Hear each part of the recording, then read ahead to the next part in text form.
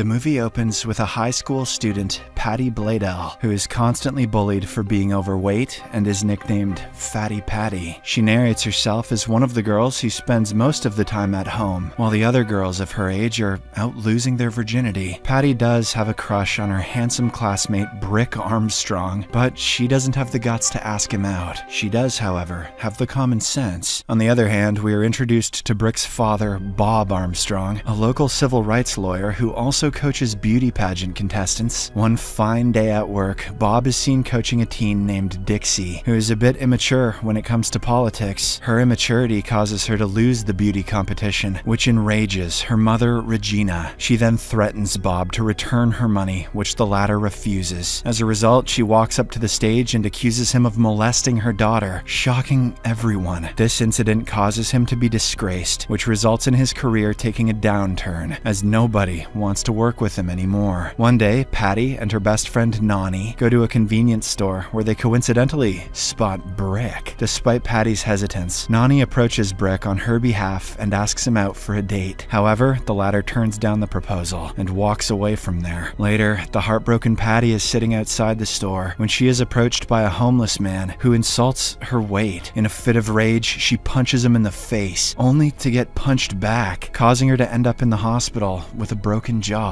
3 months later, we see Patty, who has lost a lot of weight thanks to a liquid diet in the hospital. As a result, she is now thin and beautiful, with confidence like never before. However, there is a problem. She is being prosecuted for assaulting the homeless man. In order to handle their case pro bono, Patty and her mother try to approach several lawyers, but no one seems to be willing to take their case. Eventually, they enlist the help of Bob, who accepts the case after being jobless for more than 3 months. In the next scene, Bob visits Patty's house to gather some details regarding the case, but she isn't home. As a result, he talks to her mother Angie, who briefs him about the incident. She also shows him the pictures of Patty, who used to be fat at that time. Bob doesn't appear to be much interested in the case, so he simply decides to go with the plea agreement strategy. But once he meets Patty, he is so mesmerized by her beauty that he ditches his earlier idea and plans to argue self-defense. He then begins training for the court and also helps her improve her appearance to look more innocent. Moreover, Patty also seduces the cashier from the store,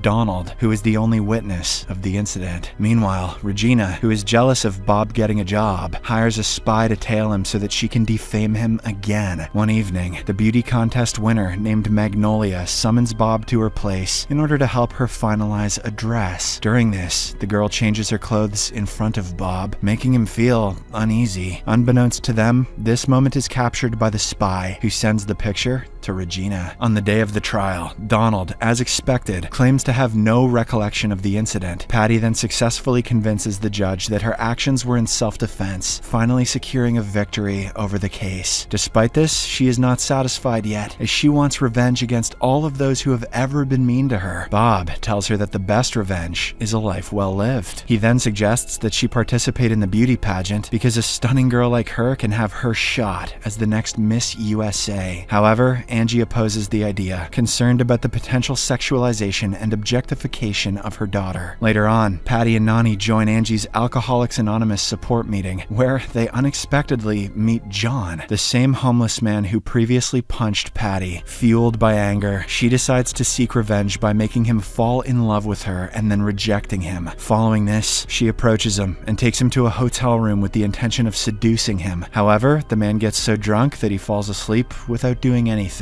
Infuriated that she lost her chance, she grabs an alcohol bottle and pours it in the bed with the intention of burning it all down. But at the same time, she recalls Bob's earlier suggestion about the beauty pageants, so she promptly calls him and says she's interested, despite her mother's disapproval. The next morning, Patty wakes up with no memory of the drunken night that has passed. She plans to skip school because she is still not ready to face the bullies. She goes to Bob and requests that he start training her for the beauty pageant. However, he urges her to attend school first, as it is also important for her personality development. Following this, Patty arrives at school, but her classmates don't recognize her due to her transformed appearance. She now decides to use her newfound beauty to exact revenge on those who tormented her, and sets her first target on her former crush, Brick. However, Magnolia intervenes and warns her to stay away from Brick, asserting that he is her boyfriend. Later, in Spanish class, Patty learns the news of a man's critical condition following a hotel fire, the same place where she was last night. Fearing that she might be responsible, she confides the incident in her best friend, who then leaves the school to investigate. Nani arrives at the hospital, where she finds the homeless guy being treated. Just then, she is approached by her cop father, who is coincidentally in charge of the case. She asks him about the culprit, but all he can say is that the homeless guy was with a girl. In the meantime, Patty is having lunch alone in the school cafeteria when she's approached by a new hot student, Christian. Patty is immediately attracted to him, but before she can talk to him, she receives a text from Nani confirming her suspicion. In a state of panic, Patty calls Bob and confides everything in him. Bob, who sees Patty as his only chance to return to the pageant world, vows to prove her innocence. While he investigates the hotel room, Patty and Nani visit Donald to retrace the events of the previous night. Turns out that Patty had visited his store that night to buy some snacks. He discloses that she was so drunk that she flashed him and wasn't wearing a bra. Hearing this, she recalls that she had left her bra in the hotel room. Realizing that she might be caught due to this evidence, Patty uses Nani's police connection to sneak into the evidence room to get her bra back. Shortly after, Bob calls her to inform that stealing the evidence isn't sufficient, emphasizing the need for a solid alibi, as witnesses saw her with John during check-in. Patty and Nani then return to Donald, seeking assistance in manipulating the security footage from the previous night. They decide to reenact the events in order to make a new tape. For this, they proceed to make Patty heavily drunk. However, their plan becomes a total failure. When Patty becomes excessively drunk and collapses, she ends up in the same hospital where John is receiving treatment. At this point, another shocking revelation unfolds. Regina, who had accused Bob of molesting her daughter, is having a secret affair with his underage son,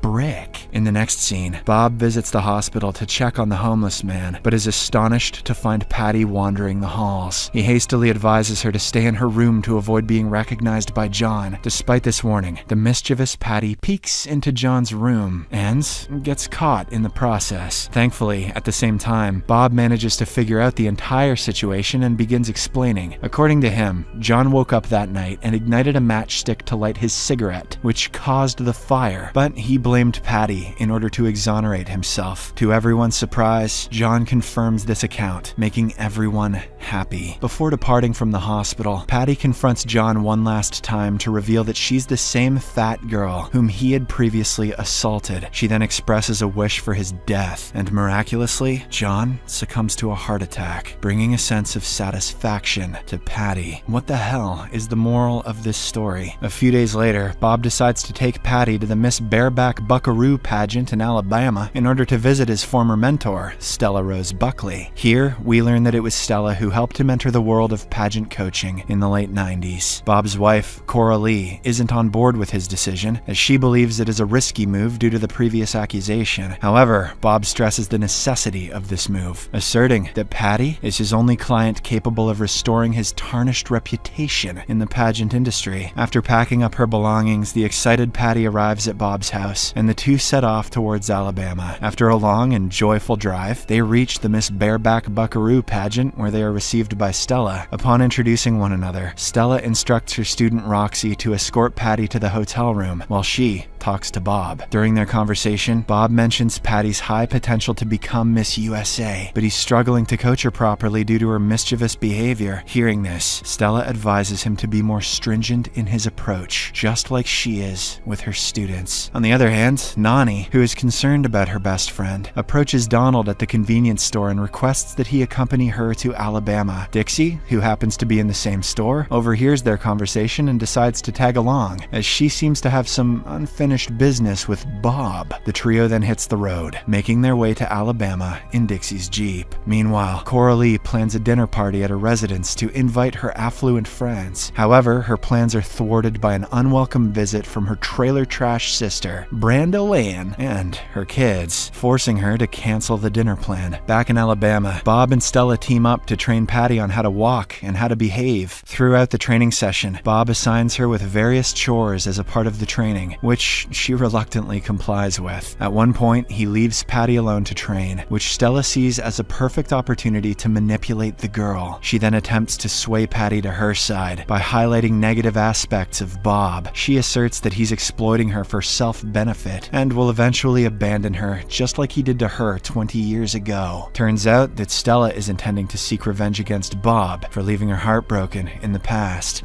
Unbeknownst to them, Bob is eavesdropping on their conversation from a distance. Before Stella can brainwash her further, he steps in and takes her away. After this, the two head to a restaurant for lunch, and by this point, Patty starts harboring suspicions about Bob. As they converse, she complains about not learning anything related to the beauty pageant. In an effort to prove her wrong, Bob instructs her to do a ramp walk. To Patty's surprise, she realizes that all the chores he assigned her were indeed part of her training, significantly improving her walk now. Bob is like Mr. Miyagi, bikini wax on, bikini wax off. This changes her perception of Bob, and she begins developing romantic feelings for him, despite being aware of his marital status. Later that day, Bob confronts Stella about what he overheard earlier. Evading the topic, she talks about how much she missed him after he left. She also expresses that she still loves him and tries to kiss him. However, Bob, who feels very uneasy, flees the scene. He returns back to her room, only to be startled by Patty, who also tries to seduce him. Frustrated by everything he's going through, he throws her out of his room, seeking some time alone. Devastated, Patty then goes to a bar with Stella and Roxy for some drinks. Amidst this, Stella clicks a selfie with Patty and secretly sends it to Bob, raising his concern. As a result, he hastily gets in his car and rushes to the bar. Meanwhile, Patty happens to see Stella's message on her phone, which makes her realize that both she and Bob are just using her. Upset by the betrayals, she opts to enter a crawfish eating contest, contemplating giving up on her diet. Midway through the contest, Bob arrives and tries to stop her from eating more. However, she refuses to listen and continues eating. Bob then admits that he was once overweight like her, so he genuinely empathizes with her struggle. Still suspicious, Patty tells him to prove it by eating the crawdads and winning the contest. Determined to earn her trust, Bob begins eating and eventually wins the competition. This pivotal moment finally bridges the gap between the two of them, and Patty promises to do anything he says. In the aftermath, Bob confronts Stella, who ultimately reveals that she has been coaching Roxy for Miss USA. Now that she knows everything about Patty's vulnerabilities, including her feelings for Bob, she vows to defeat him and lead Roxy to victory. Before departing, she gives Patty an engraved necklace that Bob gave to her as proof of their affair, saying,